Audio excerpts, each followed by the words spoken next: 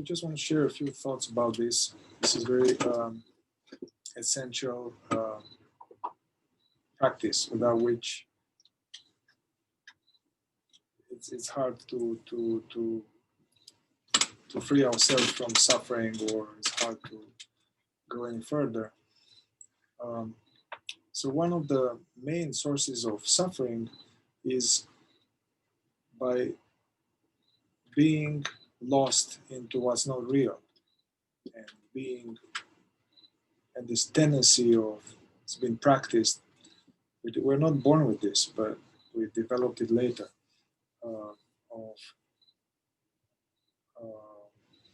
not being where we are, and being in endless thoughts of future calamities, or future things. It could be either negative stuff or things that we want, something in the future. This, when this, I get this, then it'll be good, or worrying about this or that, or going into the past, And so this constant absence, being absent from what's real. And so then this creates this vicious loop of thoughts and feelings. And any thoughts that are anything negative, connected to fear or worry or regretful stuff, then they generate negative feelings, and out of negative feelings, then we have more thoughts. So,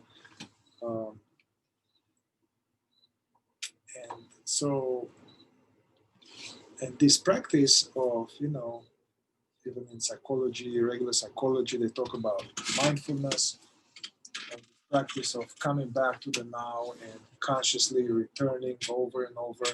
This is actually, it diminishes a lot of unnecessary suffering, basically. Gurdjieff, a sage of the fourth way, was saying that like 90% of our suffering is unnecessary, self-created suffering due to suffering about what happened or what might happen. And if we train ourselves to keep coming back, we can actually get better at it, and then we are dispelling a lot of imaginary problems.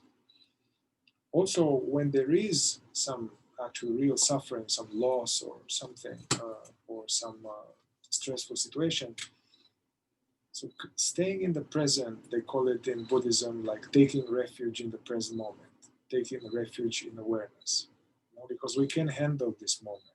We can handle, in the even 12-step group, they're like, yeah, it's hard, I know, but just one day, just take one day at a time, So, also in the Bible, Jesus was saying like, like learn from the birds of the sky, of the heaven, that, they are not thinking about this or that, and they are being provided, things work out. So how much more the Father will take care of us, So, yeah, so it's important to diminish this state of being checked out. And this is a natural state, the state of being in the present, and we had it as a kid, and animals have it. So now we are trying to reclaim it through some serious spiritual work, but it is a natural state. And for some time it may appear like that we need to work hard for it, but then we can revert back to the natural state. And what is behind our going somewhere else is this, what we call as the ego, the sense of personal me that actually doesn't quite exist, but it's some kind of impulse that is interested in trying to control, trying to get recognition, trying to get security, and so, which is actually all this absence takes a lot of effort and brings a big toll on our body, and we'll get heart attacks. Yeah, So, and the exercise we've done was mostly to experience for ourselves how it is to have more time in just resting in the now, and actually going to the past and the future. Intention like this, it might have evoked for us certain themes that we are uh, velcroing in usually, and it's interesting also to if there is any recurring unpleasant situation or unpleasant recurring negative feeling, you know, we have some favorite negative emotions like resentment or fear or something. Every one of us have some kind of default sticky type of energy field that we are sucked into.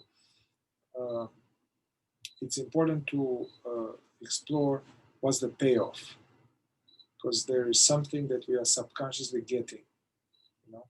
So by exploring the payoff and the disadvantages, you know, it helps us to kind of bring more to the light of consciousness what's under the iceberg, the subconscious. And this, I recommend this practice of being in the now, or self-remembering, or many teachings talk about it, like Sufi, Buddhist, Zen, Christian. It's a prerequisite, it's a foundation. Um, and not just during meditation, but throughout everyday life. It's important to make it, it's a very portable practice as we brush our teeth in the morning, have a shower, we go to the bathroom, we drive, we eat. So to train ourselves to diminish the state of being checked out. And yeah, once somebody told me, like a teacher was saying that the metaphor is like,